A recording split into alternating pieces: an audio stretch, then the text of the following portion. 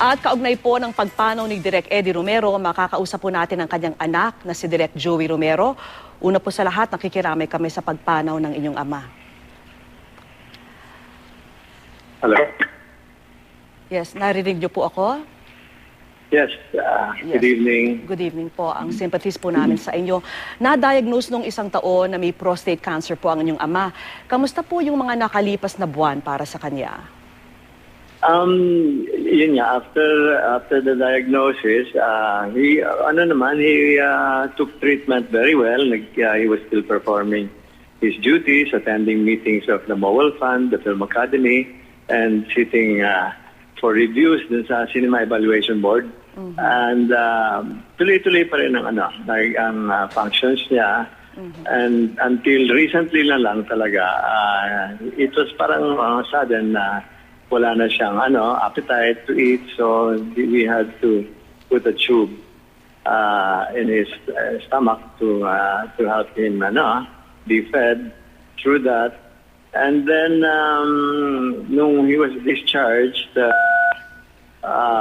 only last month, wala pang 4 days, on the 23rd of May, nagkaroon siya ng bleeding sa nose and dun sa tube na nakapasok sa tiyan. So we had to rush him to emergency. And dahan-dahan na siya nag-deteriorate. Tapos the MRI showed the blood clot in his brain. And then tonight, biglang-bigla na lang, the cause of death was cardiopulmonary arrest. So, yun, that was 8:55 in the evening. Direk, ano ho yung huli niyong pag-uusap ng inyong ama?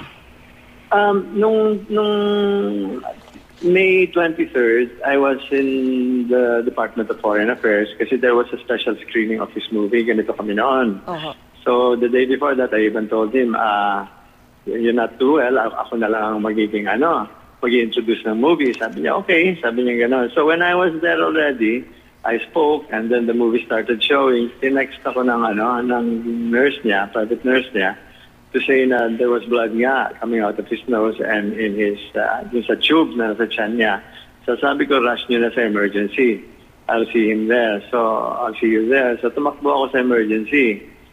Yun nga, I heard on the road na i-ICU daw kasi ganun nga, nakapikit na siya. He was not opening his eyes. So pagdating ko sa emergency, he opened his eyes, sabi niya, Joey, saan ka galing? So, nagulat ako. And then, sabi ko, sa DFA, hindi ba showing ang movie mo? Sabi niya, may nanonood ba? Medyo slurred yung speech niya. Sabi ko, marami. And then he smiled. And he closed his eyes. And then every now and then, basta binubuksan ng mata, and he would be talked to, sumasagot naman. Until nung Sunday nga, binisita siya nung doctor niya. Sabi ko, Doc, pwede ko na ba siyang dalhin sa Rojas Boulevard to see the sunrise?